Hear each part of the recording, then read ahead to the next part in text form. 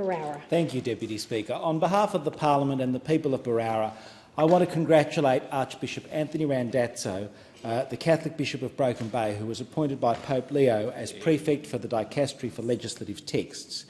This is the highest role currently held by an Australian in the Vatican Curia. He's one of a handful of Australians who have run dicasteries, including Cardinals Pell, Cassidy and Knox. Archbishop Randazzo grew up in Queensland, where his father migrated from Lipari, Italy, and ran a greengrocery. Ordained as a priest in 1991, he worked in Rome as a canon lawyer. He returned to Australia running the seminary in Brisbane before being appointed the Auxiliary Bishop in Sydney in 2016 and the Bishop of Broken Bay in 2019. Pope Francis, seeing his gifts for leadership, appointed him the President of the Federation of Catholic Bishops' Conferences of Oceania and the Apostolic Administrator of the Ordinariate of Our Lady of the Southern Cross. Catholics in Broken Bay will be feeling mixed emotions about this appointment. On the one hand, enormous pride that the gifts of the man who has steered the church in our community have been recognised, and on the other hand, a sense of sadness that we're losing such a good shepherd.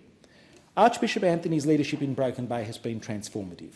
He led the church through the challenging period of COVID, when churches closed and people were physically isolated, and then he brought people back to physical worship again.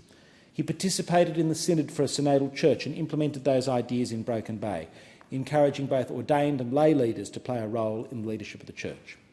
Building on the foundations of his predecessor, Archbishop Peter Comensoli, he transformed Catholic schools with new governance, improved accountability, improved academic performance and a greater focus on Catholic identity that has seen Broken Bay schools go to over 19,000 children, the highest number ever educated by the diocese. And his pioneering work on the Eileen O'Connor schools for children with disability and neurodiversity has been a great innovation.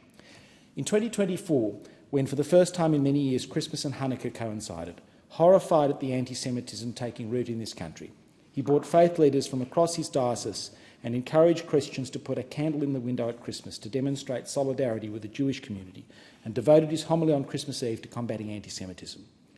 Last year he contacted me in early December to tell me he was going to do the same thing again. He put out a post on the 13th of December with his candle in the window, and then the massacre at Bondi occurred the following evening. On that night, he led our country by example. The simple act of putting a candle in the window to show solidarity with the Jewish people captured the imagination of our country, and millions of people, from the Governor-General down, followed his example. His local leadership has been amazing.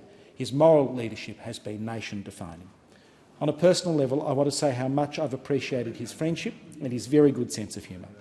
Archbishop Anthony Randazzo is one of the finest people I know, and I've been lucky to work with him during his time as the Bishop of Broken Bay.